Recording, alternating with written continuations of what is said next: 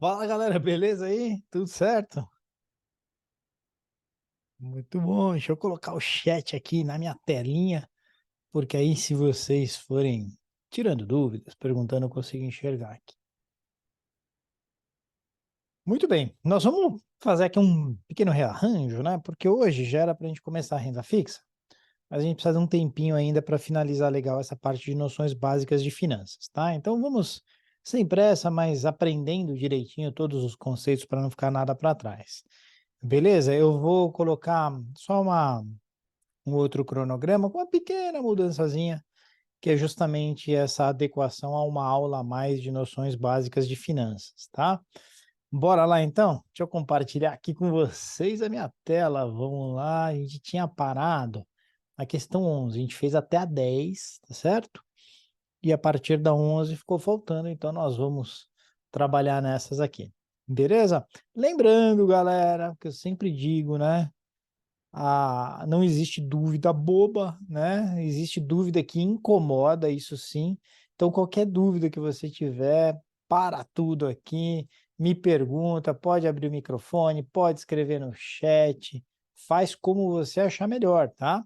Mas não fica com dúvida, legal? Essas aulas são justamente para garantir que vocês vão ter segurança de aprender o conteúdo e chegar lá no dia da prova e ser bem-sucedido. Fechado? Bora fazer essa questão 11? Vamos lá, então. Fala comigo aí, pessoal. Ninguém tá falando nada. Eu tô preocupado se tá chegando, se a voz do careca está chegando nos seus lares aí. Manda alguma coisa, manda um salve aí no chat. Abre o microfone, fala alguma coisa só para ver se tá tudo certo aí.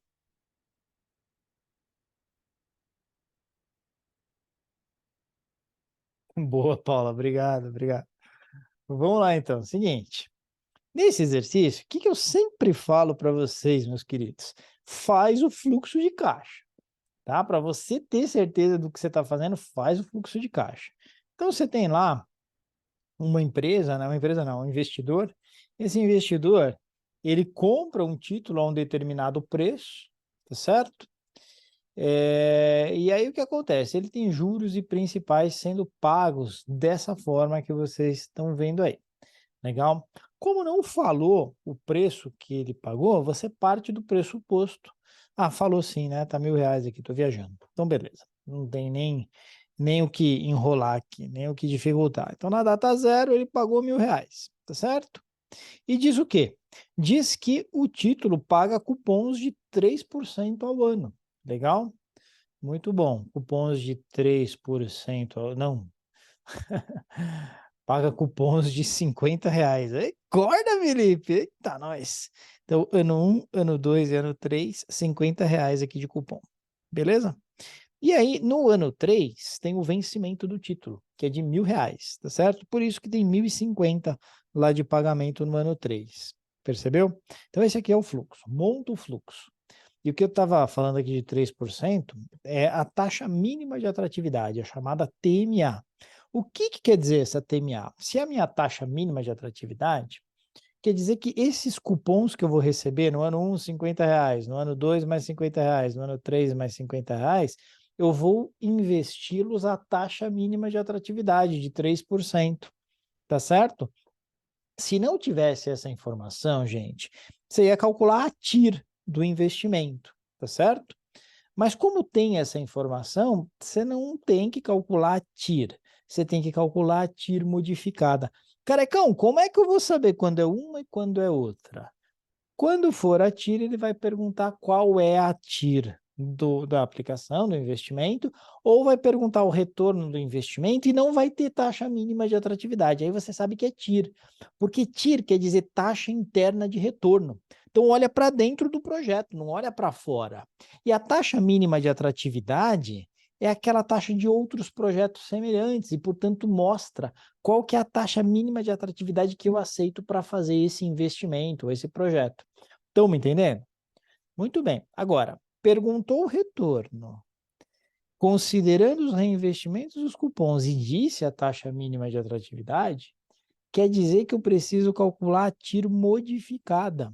E lembra como a gente calcula a TIR modificada? É assim.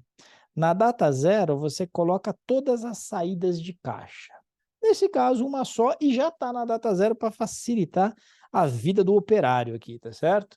E na data 3, você vai colocar todas as entradas de caixa, percebeu? Então, olha só, já tem 1.050 que está lá na data 3, olha lá. Esse 1.050 já está na data 3, mas esses dois aqui estão na data 1 e na data 2. Então, eu vou ter que jogá-los para a data 3, tá certo? A que taxa, carecão? 3% ao ano, que é a taxa mínima de atratividade. Vou jogar o primeiro, tá? Então, olha só. Esse 50 que está aqui na data 1, eu vou jogar para a data 3. Vê se você entende, então, o que eu vou fazer na HP. Qualquer dúvida, você grita aí, fala, dá um grito aí, dá um berro. Seguinte, olha lá, pensa comigo. 50 vai ser o meu PV de valor presente, olha lá, tá certo? Aí 2 vai ser o meu N. 2, carecão, onde você tirou 2? Bom, eu estou na data 1 e quero ir para a data 3. Então, eu tenho que andar 2 anos para frente, concorda? Por isso que vai ser 2 no N, beleza? E aí põe a taxa. 3 no I. E aí você chama quem? Chama o FV. Tá? Chama o FV. Fechado? Beleza? Então, vou fazer isso aí. Vem aqui. 0 a bagaço. 50 no PV. Olha lá. 2 no N. 3 no I. Chama FV. 53,045, tá? Isso quer dizer que o 50 a valor futuro, né, na data de vencimento, é 53,045. Então, eu vou somar aqui 53,045. Joguei na data 3, tá certo? Esse é o princípio da TIR modificada. Todas as saídas na data 0, todas as entradas na data de vencimento, na última data. Beleza? É isso que você tem que fazer. Agora, precisa fazer esse aqui. Esse 50 que está na data 2 tem que ir para a data 3. Única coisa que vai mudar é o N. Em vez de você usar um N de 2, você vai usar um N de 1. Se a única coisa que vai mudar, gente boa, vem aqui, coloca 1 no N e não muda mais nada. Chama o FV. 51 e 50. Opa, o que eu peguei? 51 e 50. Beleza? 51 e 50. O resto já está na data 3 direitinho. Agora, eu preciso somar estes três valores aqui, tá? 51 e 50, mais 53,045, né? 53,045 mais, olha lá, mais, o que eu fiz de errado aqui? 51 e 50, não, tá certo. 53,045 mais 1.050 mais, 1.050 mais, 1.154,545. 1.154,545. Tá certo? Então, olha só. Na data 0, você investe R$ 1.000. E na data 3, 3 anos depois, você vai ter 1.154,545. Você percebeu que a gente pegou esses R$ 50 que recebeu aqui de pagamento intermediário de cupom e reinvestiu a 3%? É, porque a gente levou uma data futura a 3%. E esses R$ 50 da data 2 e também reinvestiu a 3%, porque é isso que a taxa mínima de atratividade faz, né? Ela é uma taxa que indica por quanto que eu consigo investir os meus recebimentos intermediários no mesmo nível de risco dessa aplicação. Legal? Com isso feito, eu transformei isso tudo no seguinte, né? Transformei isso no seguinte fluxo. Na data 0, eu invisto 1.000. Na data 3, 3 anos depois, né? Na data 3, 3 anos, eu vou ter 1.154,545. 55 centavos. Olha só, qual que é a taxa que está embutida aí, que transformou R$ 1.000 da data 0 para 1.154,55 na data 3? Vamos fazer na HP? Agora, a essa altura, acho que você já sabe fazer, né? 1.000 vai lá no PV, valor presente, não é? 1.100, vou pôr menos 1.000 no PV, tá? Tem setinha para baixo é negativo. 1.154,545 vai no FV, não é? 3 vai no N e eu vou perguntar qual é a taxa. Beleza? Bora fazer isso aí? Vem comigo então. Vai lá no... Esse daí já está pronto, né? Então já vou colocar... Eu vou zerar só os registradores financeiros. Lembra como faz? É o FFIN, né? Então vai lá na tecla F, que é laranjinha, e aí eu vou clear o FIN. Então eu vou apagar só os registradores financeiros, mas não apaga o que está na tela, tá? Coloca isso aqui lá no FV, põe 1.000, muda o sinal para negativo e põe no PV. 3 é o meu N, olha, e chama a taxa. 4,91%. 4,91%. Né? É ao ano, porque aqui está em anos, tá certo? 4,91%, alternativa A. Beleza? Entenderam como é que faz? Tranquilo, né? Faz o fluxo, entende o que está acontecendo, que aí você não erra. Fechado? Muito bom. Karina tá sem áudio hoje, né, Karina? Não conseguiu conectar o áudio aí? Depois escreve aí no chat se você tá me ouvindo, pelo menos, né? Questão número 12, né? Na questão 12, a gente vai falar de um negócio chamado custo médio ponderado de capital, né? Na gringa, Weighted Average Capital Cost. O que é isso, gente? Isso aqui é o seguinte, uma empresa, né, quando ela está se financiando, né, quando ela toma recursos para fazer o negócio girar, ela pode captar recursos de dívida, que é o que a gente chama de capital de terceiros, né? Que é dívida, ela pega dinheiro emprestado. Pode pegar dinheiro emprestado do mercado, pode emitir debêntures, pode pegar dinheiro emprestado de banco, mas é capital de terceiros, é dívida, tá certo? Muito bem. E a gente tem o KS, tá certo? O KS ou KE, cada um chama de um jeito, é o que a gente chama de custo do capital próprio, é o custo do capital do acionista. Então, é o que o acionista exige ganhar de retorno quando ele investe na empresa. Legal? Então, imagina, se aqui eu tenho metade, vamos imaginar com metade que a conta fica fácil. A metade aqui custa 10%, custo de capital de terceiros, e o dinheiro do acionista custa 20%. Se aqui custa 10 e aqui custa 20, na média custa 15. Essa que é a ideia do custo médio ponderado de capital, entendeu? Só que tem um pequeno requinte de crueldade, que é o seguinte, as empresas que são tributadas pelo lucro real, quando elas pagam despesas financeiras, elas pagam juros, os juros da dívida, elas acabam pagando menos imposto de renda, então tem um benefício tributário. Legal? Então, o que vai acontecer? Na prática, olha só, vai estar disponível para você, lá na prova, essa fórmula aqui do custo médio ponderado de capital. Estão vendo aí? Está meio ruim a impressão, mas vai estar assim, entendeu? Eu copiei exatamente do jeito que vai estar disponível lá para vocês. Então, você tem que entender o que é cada um desses itens aí. Você tem que entender que o D e o PL, o D é o valor da dívida. O PL é o valor do capital próprio, do dinheiro do acionista, chama patrimônio líquido. Então, o que vai impactar o resultado desse custo médio ponderado de capital?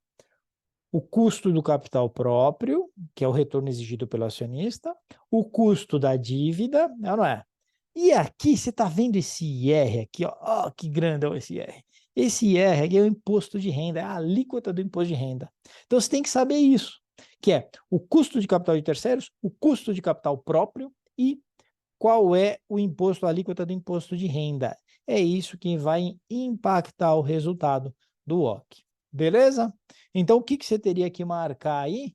Você teria que marcar a alternativa C de cachorrão. Flávia já dizia, né? Capital próprio, capital de terceiros e alíquota do IR. Tá certo?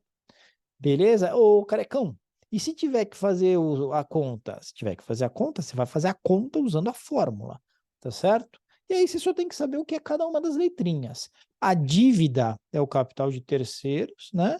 O PL é quanto tem de capital próprio, capital do acionista, né?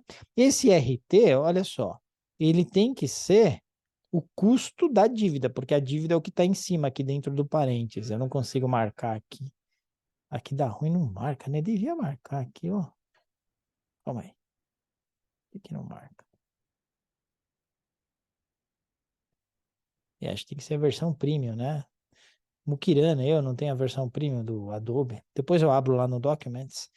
E aí eu acho que no Documents eu consigo marcar. Mas é isso, tá? Então, olha só. Esse aqui é o custo do capital de terceiros. Tá certo? A alíquota do imposto de renda, como tá aqui. Tá certo? E aqui o custo do capital próprio no final. Tá vendo? Então era isso que você teria que substituir se fosse o caso. Beleza? Então, cai assim, essa questão cai muito na prova. Você tem que lembrar, capital próprio, capital de terceiros e a alíquota do IR. Bem tranquilo, dá para você resolver numa boa. Legal? Gozado, pulou da 12 para 14. Ah, porque a 13 estava repetida, tá? Foi só isso, tá, pessoal? Vamos lá, na 14. Ah, na 14 eu faço uma aplicação, né? Para a gente usar a fórmula que está lá, tá bom? Então já vou copiar a fórmula aqui, beleza? Custo médio ponderado de capital, olha só, vai ser dívida, aquela fórmula que está lá para você. Preciso decorar, carecão? Não, não precisa, vai estar disponível lá para você, tá? Agora, o que você precisa é saber o que é cada coisa nessa fórmula, isso você precisa, tá? Então, vamos lá. Mais PL vezes RP, tá bom? É isso, essa fórmula que tá lá. Você vai encontrar ela desse jeito, bonitinha, te esperando para resolver. Então vamos lá, vamos fazer junto aqui comigo? Faz comigo aqui. Uma empresa tem 80 mil reais de capital de terceiros e 27 mil de capital próprio. Isso quer dizer o seguinte: 80 mil, tá certo? Eu preciso colocar os 80 mil, só os 80 tá bom. Tá bom, porque tanto na dívida como no capital próprio eu vou colocar sem a casa do milhar, tá? Então vai ser 80 dividido por 80 mais 27, tá certo? Então 80 dividido por 80 mais 27. Capital de terceiros e capital próprio. Vezes o custo do capital de terceiros. Custo do capital de terceiros é 10,5%. 10,5%. A alíquota do imposto de renda é 25%. 1 menos. Pessoal, 25% é igual a 25 dividido por 100, então em decimal fica 0,25. Beleza? Então vai ser 1 menos 0,25, tá bom? Mais, agora o contrário.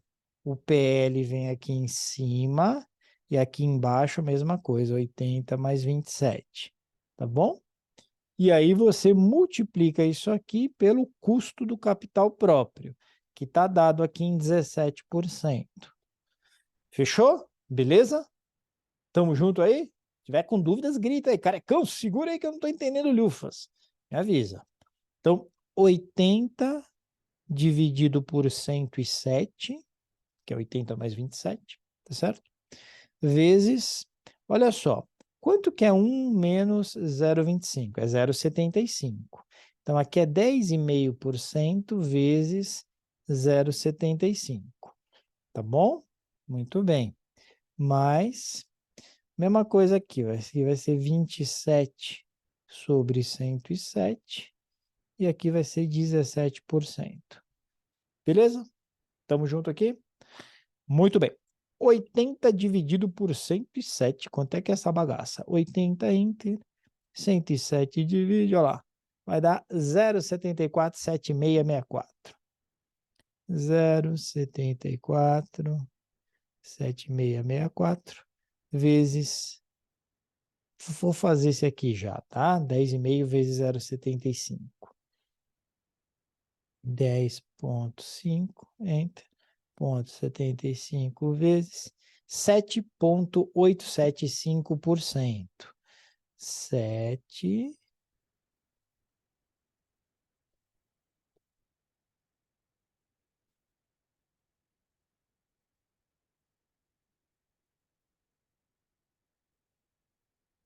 7,875%, tá bom?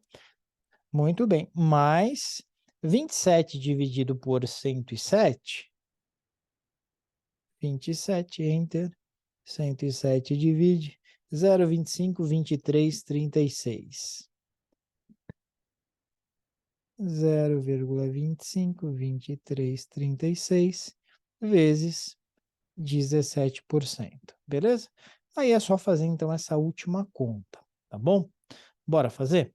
Então, 0,20, eu vou começar, vou fazer bonitinho, tá? Hoje eu tô indo bem devagarinho, que eu não quero que vocês tenham dificuldade. Então, vem comigo aqui, 0,747664, 0,747664, enter, né? Vezes 7,875%. Então, 7,875 vezes. Beleza? Isso deu 5,887854. Então, essa primeira parte aqui, né, pessoal, deu 5,887854. 887854. Beleza? Mais essa outra parte aqui, que é 0,252336 vezes 17%. 0,25 2336, enter, 17%. Então, 17 vezes, tá bom? Que deu 4,289712. 4,289712%. Beleza? Se eu somar essas duas coisas aqui, né? Se eu somar essas duas coisas aqui, então, enter. 5,887854. 5,887854 mais vai me dar 10,18%. A alternativa B de belezura, 10,18. Beleza? 10,18%, que é o correto. Tudo bem, tranquilo? Então é só ter cuidado de substituir direitinho na fórmula. Teve esse cuidado, você vai acertar numa boa, ok? Meio chatinho, né? Vale a pena, tem outros exercícios na plataforma semelhantes a esse. Vale a pena treinar, né? Para você saber fazer direitinho e já era. Às vezes, cai bem facinho do jeito que vocês viram aqui. Só explicar quais são as variáveis. Às vezes, cai de fato o cálculo mesmo. Aí você precisa saber fazer. Lembrando que a fórmula vai estar prontinha te esperando lá. Fechado? Beleza? Então tá bom. Para a próxima aqui. Muito bem. Aqui a gente vai falar de tabela saque e tabela price, né? Não sei se vocês se lembram qual é a diferença, né? Então eu queria mostrar aqui para vocês, para a gente ter uma rápida recordação a respeito de tabela saque e tabela price. Vamos lá? Muito bem, olha só.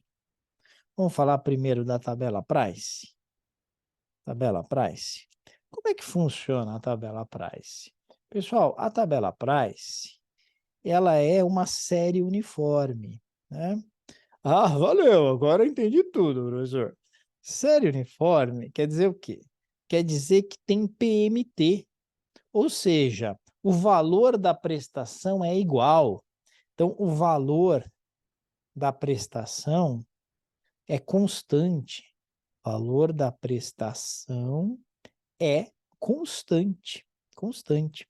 Então, imagina o seguinte, imagina que você vai fazer um empréstimo, um financiamento imobiliário, e você pega lá 500 mil reais de financiamento. 500 mil reais de financiamento, não é? E aí você pega por um prazo de 20 anos, legal? 20 anos, a uma taxa anual, vou dar a taxa anual, tá? Uma taxa anual de 10% ao ano, e eu pergunto para você, qual vai ser o valor da parcela? Qual vai ser o seu PMT? Legal? Então, isso você já sabe fazer, né? A única sofisticaçãozinha que tem aqui é que a taxa está em base ano, tá certo? Mas o pagamento de um financiamento imobiliário é mensal. E quem manda é sempre a frequência do pagamento. Põe isso na sua cabecinha cabeluda. Quem manda é a frequência do pagamento. Então, você tem uma frequência mensal de pagamento, essa taxa tem que ser transformada em taxa mês. Como é que eu transformo isso em taxa mês? 1,10 elevado a 12 menos 1, tá certo? Então, a primeira coisa que a gente vai fazer é isso. 1,10 elevado a 12 menos 1, tá certo? Como é que a gente faz isso aqui, então? Eu venho aqui na calculadora, 1,10, Enter, eu vou elevar, eu fiz elevado a 12, presta atenção, é 1 sobre 12, né? Porque eu tenho para 12 meses, eu quero para um mês, tá? Então, eu vou elevar 1 sobre 12. 1,10, Enter, coloca 12 aqui na HP, e tá vendo que tem uma teclinha aí, que é 1 sobre X? É a segunda tecla, ó, segunda linha, segunda coluna, 1 sobre X, tá vendo? Olha lá, vou apertar ela, fica olhando lá, olha lá, apertei, tá certo? Então, eu já fiz 1 sobre 12, coloquei 12 lá, quando eu apertei isso, fiz 1 sobre 12. E aí, você vai na tecla elevado, tá certo? Beleza, aí tem que fazer menos 1, né? Então, 1 menos, essa é a taxa, só que essa taxa está em decimal. Eu não gosto de taxas em decimal, não entendo nada quando eu vejo uma taxa em decimal. Então, a gente multiplica por 100. 100 vezes, aí a taxa está em porcentagem. 0,79, 74, 14. Então, olha só, a taxa ela é 0,79, 74, 14% ao mês. Beleza? Então, é essa taxa que eu vou ter que usar nesse exemplo que eu estou dando para vocês. Legal? Então, como é que vai funcionar isso aqui? Eu venho aqui na minha calculadora, né? Vou zerar só os registradores financeiros e já vou pôr essa taxa aqui no I. Coloquei ela no I. 500 mil é o meu valor presente, né? O que eu estou tomando emprestado, coloca lá no PV. Legal? Aí você precisa colocar o número de pagamentos. Falei que eram 20 anos, não falei? Se eu falei que eram 20 anos, isso aqui são 240 meses. Tem que pôr em meses o negócio aqui. Então, 240 vai ser o seu N. E eu sei o valor da parcela. Aperta o PMT. Olha lá. Está lá, 4.683,20. 4.683,20. Beleza? Então é assim que funciona. Você está meio careca, não tanto quanto eu, mas está meio careca de saber calcular isso daí. Por quê? Porque a HP calcula para você. Isso é tabela price. Tabela price é o PMT que você está bem acostumado a fazer. Beleza? Agora, a tabela SAC ela é um bicho um pouco diferente. Por quê? Porque a tabela SAC ela fala que é sistema de amortização constante. Não vai me achar que isso aqui é serviço de atendimento ao consumidor, tá? É sistema de amortização constante. E aí você tem o quê? Você tem uma amortização, adivinha o quê? Adivinha o quê? Constante. Claro, constante, tá certo? Amortização constante. Carecão, o que é amortização? Amortização é o seguinte, imagina que eu peguei 500 mil reais. Mesmíssima coisa, né? 500 mil reais, tá certo? Eu peguei por 20 anos, igualzinho. Eu peguei a uma taxa de 10% ao ano, tá certo? E aí eu quero achar o valor da primeira parcela. Quero saber qual que é o valor da primeira parcela, tá bom? Vamos trabalhar junto aqui. A amortização não é constante? Amortização, gente, é sempre a devolução do principal. do dinheiro que você pegou emprestado. Então, você não pegou 500 mil reais? Pegou. Olha só, quanto tempo vai demorar para você pagar de volta esses 500 mil reais? Você vai pagar em 240 prestações, em 240 meses. E a amortização ela é constante. Então, no saque, o que eu vou ter? Amortização constante. Portanto, o valor da amortização aqui vai ser 500 mil reais, que é o tanto que eu peguei emprestado, e eu vou pagar em 240 vezes, ou meses. 500 dividido por 240, vem aqui, ó, 500 mil, entre 240 divide, olha lá, você vai pagar 2.083,33 por mês. 2.083, Ah, o bambu ele é chato. Peraí, pessoal. Aqui eu tenho que fazer um esquema.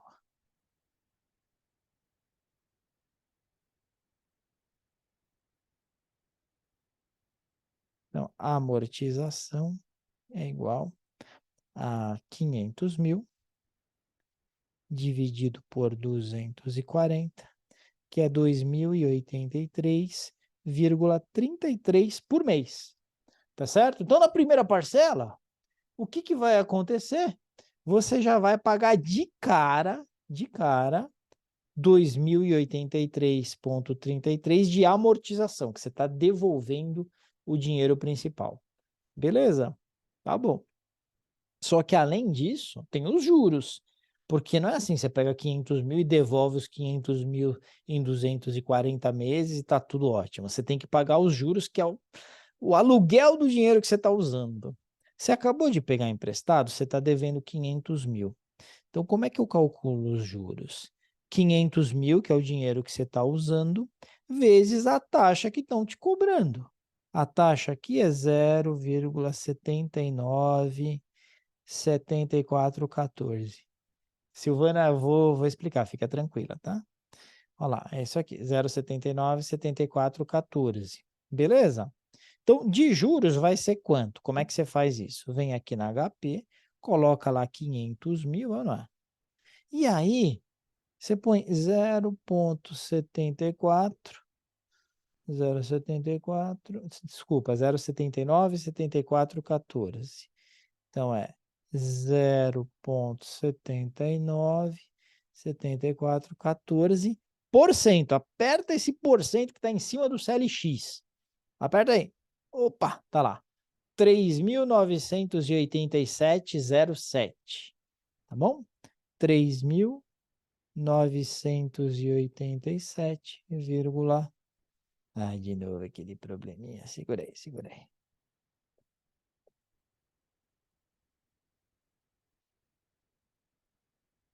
Aqui.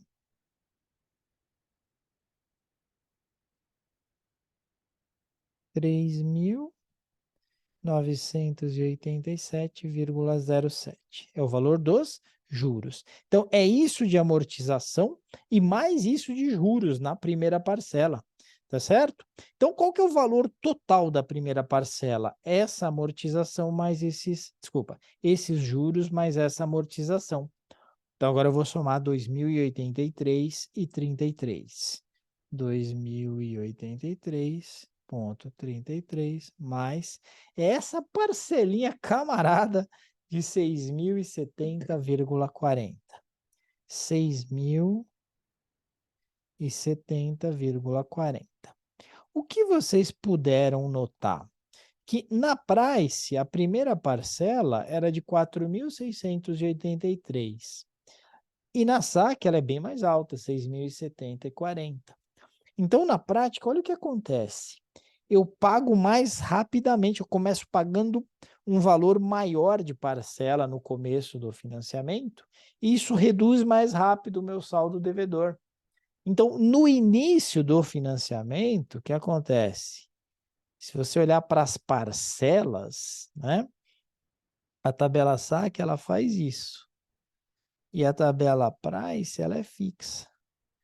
Isso aqui é mais ou menos na metade do financiamento, tá?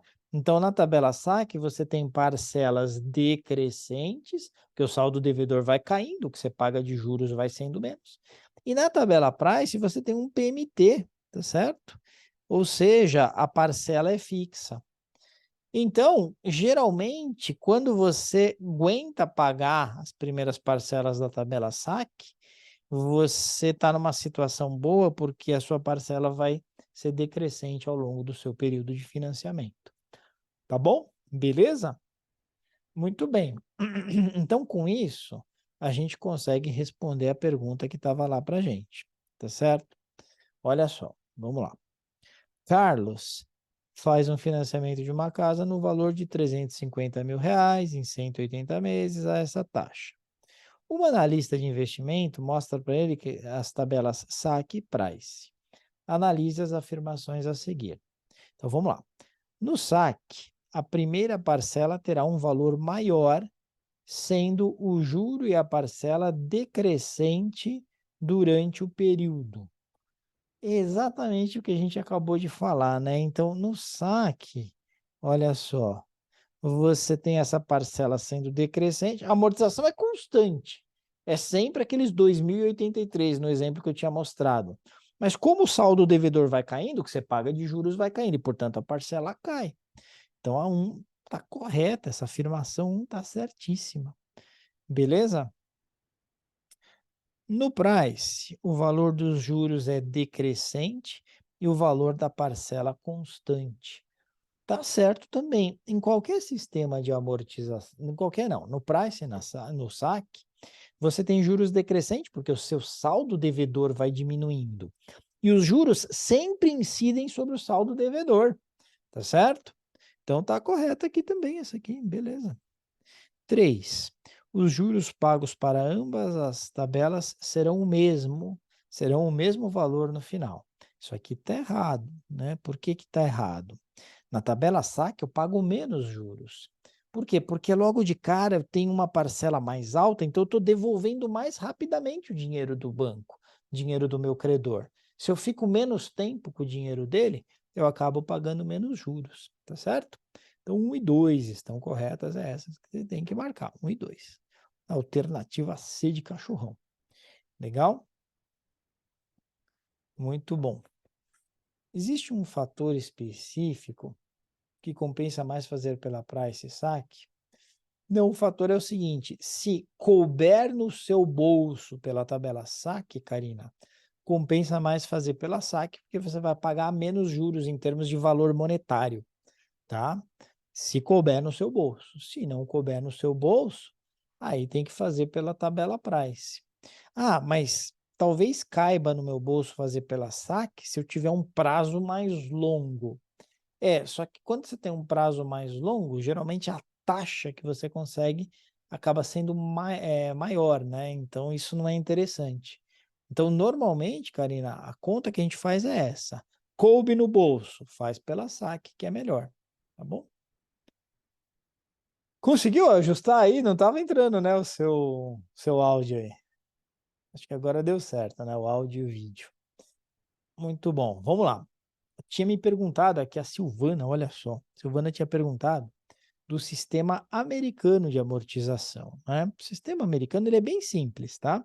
Muito pouco usado no mercado brasileiro para financiamento imobiliário, mas é usado no mercado brasileiro para títulos públicos, tá certo? Então, olha só, o que é isso? Imagina que eu faço um financiamento, pego R$ 100.000 emprestado para comprar um imóvel, lá nos Estados Unidos acontece muito as hipotecas assim, e imagina que a taxa anual ela seja de 10% ao ano, tá? Só para facilitar o nosso cálculo aqui. Olha o que vai acontecer, olha como se daria isso. Um financiamento de 10 anos. Você paga os juros 100 mil, 10% ao ano vai ser 10 mil. Então, você paga 10 mil no ano 1, no ano 2 a mesma coisa, até, aqui é reticências, tá? Até o ano 10. Você vai pagando 10 mil sempre, tá certo? E aí chega nesse último ano, né? Ano 10, você paga o principal todo de uma vez. 100 mil aqui, tá certo? Então, nesse sistema americano de amortização, você somente paga juros durante o período de vida aqui do financiamento, e lá no final, normalmente você acaba tendo um instrumento de poupança, né, para chegar nesse valor, você vai quitar toda a dívida de uma vez, tá bom? Então, esse é o sistema americano de amortização. Somente paga juros nas parcelas intermediárias e na parcela final você devolve o principal, ok? Tranquilo, Silvana? Ficou claro? Me diz aí se ficou claro, tá? Não me lembro de cair na prova, tá? Da CEA. Mas é bom saber. Muito bem. Vamos para essa questão. Essa questão aqui vai falar sobre EBITDA, né? O que é EBITDA? Earnings before interest, taxes, depreciation e amortization, tá? Então, deixa eu explicar para vocês o que é isso. Para eu explicar isso legal, você tem que entender como funciona um DRE, um demonstrativo de resultado, tá? Um demonstrativo de resultado. Beleza? Tá, de uma empresa, um demonstrativo de resultado de uma empresa. Como é que é isso? Você tem lá a receita dessa empresa, que é o que a gente chama normalmente de receita total, receita líquida e tal. Então, essa receita total é quanto a empresa fatura. Então, ela vendeu, vamos imaginar que ela vendeu aí 100 milhões de reais no ano. Beleza? Legal. Aí, no demonstrativo, depois a gente coloca o custo do produto vendido. Então, aquele produto que ela vendeu para faturar os 100 milhões, custou quanto para ser produzido? Imagine você que tenha custado aí 50 milhões. Entra como negativo, tá? Em contabilidade, quando a gente põe entre parênteses, é negativo. Muito bem. Isso aqui me deu um lucro bruto de 50 milhões. Beleza? 100 menos 50, lucro bruto de 50 milhões. Tá bom? Legal. Mas olha só, aqui a gente ainda tem que colocar as despesas operacionais. Aqui era o custo do produto vendido. Então, era o que ia no produto. Então, por exemplo, se eu estiver falando de pizza, é a mussarela, é o molho de tomate, é a mão de obra do pizzaiolo, que está lá trabalhando diretamente na produção das pizzas. Tudo entra aqui no custo do produto vendido. Agora, dentro de despesa, entra quem não está na produção, mas está no administrativo. É o pessoal do caixa, né? O pessoal que faz entrega, por exemplo, aí depende como cada um faz, mas enfim. O pessoal que mexe lá, pegando os pedidos, o pessoal administrativo. É o que a gente chama de despesa operacional. Imagina que a despesa operacional aqui foi de 20 milhões. 20 milhões, beleza? Nós chegamos num resultado que se chama lucro operacional. Lucro operacional. Esse lucro operacional, gente, está dando aqui 30 milhões. Ele é também conhecido como EBIT. EBIT. Por que EBIT? EBIT vem do inglês. Earnings before. Deixa eu só fazer uma coisa aqui. Opa! Eu vou fazer diferente. Eu não vou por aqui, porque aí vai atrapalhar o restante do meu fluxo. Então, isso aqui é conhecido como EBIT. EBIT é Earnings Before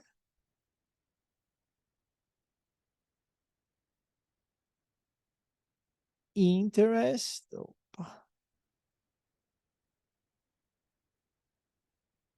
Earnings Before Interest e Taxes. Interest é juros e taxes é impostos, tá certo? Então, quando eu calculo o lucro operacional, não teve ainda juros e impostos. Eu não tirei a parte de juros e impostos, tá certo? Aí na contabilidade, normalmente aqui a gente joga os juros, também conhecido como despesa financeira. Então, pensa que essa empresa estivesse endividada e tivesse 10 milhões aqui que ela pagou de juros. 30 menos 10 vai me dar o que a gente chama de lucro tributável, tá? Aí eu pago o imposto de renda em cima desse lucro tributável. Vamos imaginar que o imposto de renda seja 25% a alíquota, tá? Aqui no Brasil é 34, vamos por 34. Então vai dar 6,8 milhões aqui de imposto de renda, certo? Se eu fizer a conta aqui, eu vou ver que sobrou aqui de lucro líquido, que a gente chama de lucro líquido mesmo, que é o lucro que vai ficar na mão do acionista de verdade, né? Aqui vai ter um lucro líquido, então, de 30 menos 10 dá 20, menos 6,8 vai dar 14, 13, não, 12,2, certo? 13,2 milhões, tá certo? 13,2 milhões, esse foi o lucro líquido. Tudo bem? Estão me entendendo até aqui? Tudo certo? Isso é um demonstrativo de resultado. Você precisa entender a carcaça da coisa para ficar claro o conceito de EBITDA. Beleza? Olha só. A pergunta, eu não sei por que a Ambima gosta de perguntar isso, né? Porque o curso, na verdade, o programa, ele não se aprofunda em finanças corporativas, em contabilidade, mas a Ambima gosta de perguntar isso. Aí a Ambima está perguntando qual que é o EBITDA do negócio. Vocês já aprenderam comigo aqui, neste momento, que EBIT é earnings, que quer dizer lucro, antes dos juros e do imposto, não é? O EBITDA é a mesma coisa com um requinte de crueldade. Então vai ser earnings, igualzinho, tá? Earnings before, então lucro antes do imposto, interest, taxes, então lucro antes de juros, antes do imposto, antes da depreciação e antes da amortização. Está escrito depreciation, que estou fazendo em inglês aqui, tá certo? Esse da, então, é depreciation e amortization, tá certo? Então, o que está dizendo? Quando o cara pede o EBITDA, ele quer o lucro, mas é o lucro antes de tudo isso. Ô Felipe, mas eu não vi onde você colocou depreciação e amortização. Pois é, a depreciação e a amortização, elas estão escondidas ou aqui no CPV ou na despesa operacional. Então, ela já foi deduzida desse lucro. Então, para eu chegar no EBITDA, que é o lucro antes dela, eu preciso somar de volta. Porque foi deduzida aqui, não era para ter sido deduzida aqui. Estão me entendendo? Então, olha só, o que você tem que pensar? Que o EBITDA é o earnings, tá certo? É o earnings, que é o lucro líquido, né?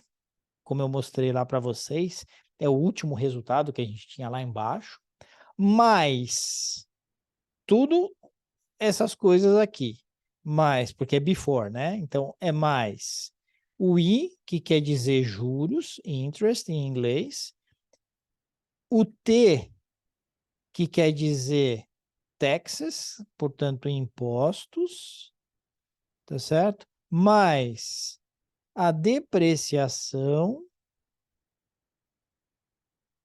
mais a amortização. Por quê? Porque antes de tudo isso, e quando eu olhar o demonstrativo de resultado, o lucro está vindo depois que a gente já tirou tudo, então precisa somar de volta. Estão me entendendo? Precisa somar o bagulho de volta. Então é por isso que no EBITDA a gente sai somando novamente esses caras. Beleza? Para ficar mais tangível, para ficar mais claro, vamos fazer o exercício, que eu acho que vai ajudar bem. Olha só. Aqui tem um demonstrativo de resultado, tá certo? E esse demonstrativo de resultado, ele está mais ou menos pela metade. Então, a gente tem que saber interpretar o que está acontecendo, né? Ele está parando aqui nas despesas operacionais. Aí, volta aqui comigo. Eu tenho receita menos custo do produto vendido, que dá lucro bruto. Se eu tirar a despesa operacional, eu vou chegar no lucro operacional. Então, ele está chegando já aqui no EBIT. Tá vendo como ele está chegando no EBIT? Então, olha só.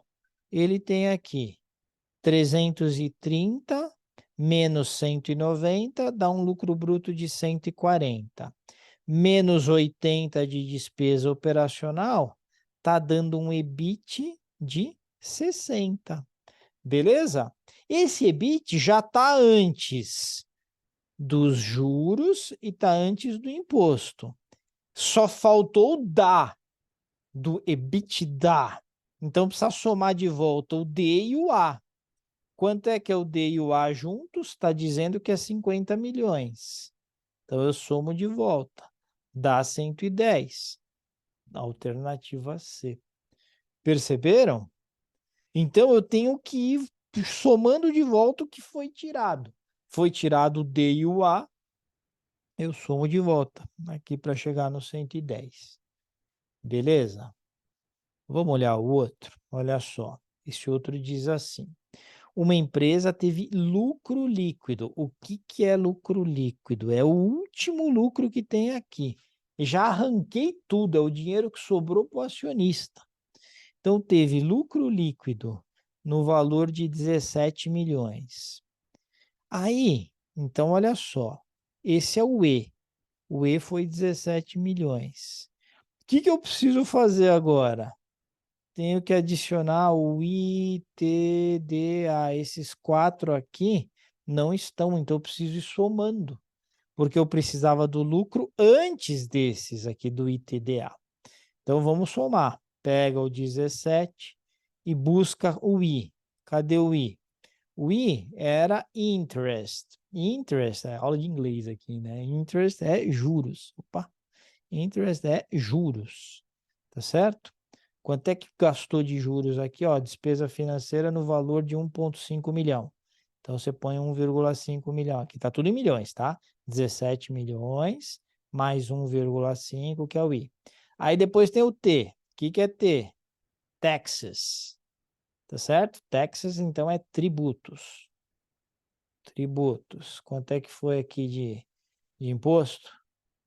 4 milhões. Caramba, hein? 4 milhões de imposto. 4 milhões. Beleza? Aí tem o quê? Tem o D e o A. O sem vergonha do D e do A. Então, o que é D? Depreciação. O que é A? Amortização. Legal? Então, está dizendo, as despesas com depreciação e amortização foram de, já está tudo junto, foi de 2,3 milhões. Então, você soma 2,3. Beleza? Aí sai somando. 17 mais 1,5, 18,5. 18,5 mais 4, 22,5. 22,5 mais 2,3, 24,8 milhões. Tá certo? Então, isso aqui vai dar 24,8 milhões, tá? Então, difícil não é, mas precisa entender o conceito, tá certo? Tem caído muito essas questões de EBITDA na prova da CEA. Então, é importante que você saiba fazer, que você entenda como faz. Fechado. Beleza? Dúvidas?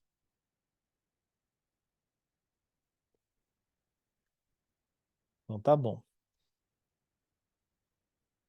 Pessoal, o que eu queria que vocês fizessem, né? Vamos dominar bem essa parte de fundamentos de finanças. Eu não quis correr justamente por causa disso. A Karina, depois te pago aquele Guaraná que a gente combinou, né? Que eu ia falar exatamente isso, viu, Karina? O que eu queria que vocês fizessem, assim, principalmente quem está vendo pela primeira vez aqui, faz de novo esses exercícios, que esses são escolhidos a dedo, tá? O que tem caído bastante na prova. E faz os exercícios que estão lá na plataforma sobre noções básicas de finanças, tá? Se você caprichar nisso aqui, vai te dar muita segurança e você não vai ser surpreendido por essa matéria. Combinado? Dúvidas? Então tá bom, pessoal. Na quarta-feira nós estamos juntos aí para começar instrumentos de renda fixa, tá bom? E tô colocando lá na plataforma todas as aulas que a gente está fazendo. se você perdeu alguma, não viu, dá uma olhadinha. Tá o material também em PDF para você tentar fazer as questões sem olhar o resultado. Checa depois com a minha resolução e esse é o caminho. Fechado? Karina, normalmente eu sou meio paranoico, né? Eu gosto de usar 6 casas depois da vírgula na HP, ok? Assim, a prática me mostra que se você usar 4 casas, está de bom tamanho, tá? Eu não usaria só 2, usaria pelo menos 4 casas, ok? Beleza, galera? Obrigado aí. Uma boa noite para vocês e tamo junto. Qualquer dúvida, chama lá no grupo, chama no privado, não tem problema. Valeu, gente. Valeu, Karina. Até mais. Tchau, tchau. Boa noite.